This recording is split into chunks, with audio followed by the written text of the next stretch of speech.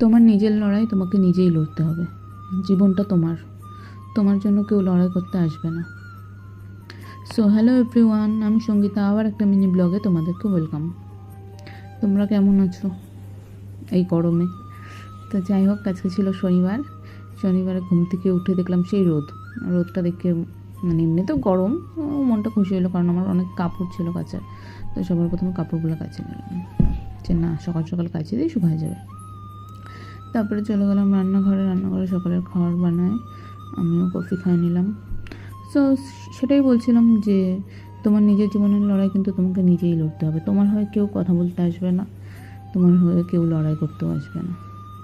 নরম মাটি জানো তো পাড়াতে মজা। তুমি যত নরম হবা লোক তত পাড়াবে তোমাকে। তাই আজকালকার দিনে নরম হওয়ার চেষ্টা করো না, কারণ এখনকার দিনে নরম জিনিস চলে না। যত নরম পাবে তত পাড়াবে। তো আজকে ওই যে বললাম শনিবার যেহেতু, তো নিরামিষ। প্রথমে কচু ভাজা করলাম, তারপর নিরামিষ তরকারি করলাম। নিরামিষ তরকারিটা করতে করতে প্রথমে ভাবছিলাম চাটনি করব না, তো যেহেতু নিরামিষ চাটনি একটু না হলে ভালো লাগে না, তো টমেটো ছিল, টমেটো আমসত্ব দিয়ে চাটনি করলাম। তারপর করলাম পনিরটাকে আজকে আমি একদম ছোটো ছোটো ছোটো করে কাটছি, একদম গুড়ি গুড়ি করে, ভালো লাগলো খাইতে। তো পনিরটা করলাম। তারপর করলাম ওই বড়োর জন্য আলু ভাজা, কালো জিরা দিয়ে মোটা মোটা করে আলু ভাজা। ও তো আবার তরকারিও খাবে না, নিরামিষ তরকারিও খাবে না, কচু ভাজাটাও খাবে না, যাই হোক ভাজাটা যেগুলো খাবে না, তাই জন্য আলু ভাজা করলাম আবার। আর টমেটো চাটনিও খাবে না, তো ওর জন্য আবার ধনিয়া পাতার চাটনিও করলাম। তারপরে ডালটা লাস্টে করলাম, মানে তিতা ডাল করছি।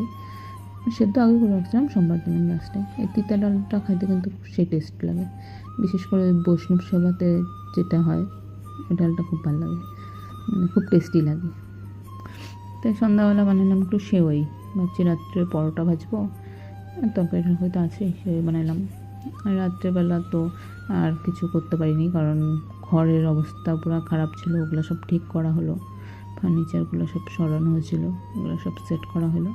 এই করতে করতে আজকের দিনটা চলে গেল। ব্লগটা একটু টাটা, বাই বাই।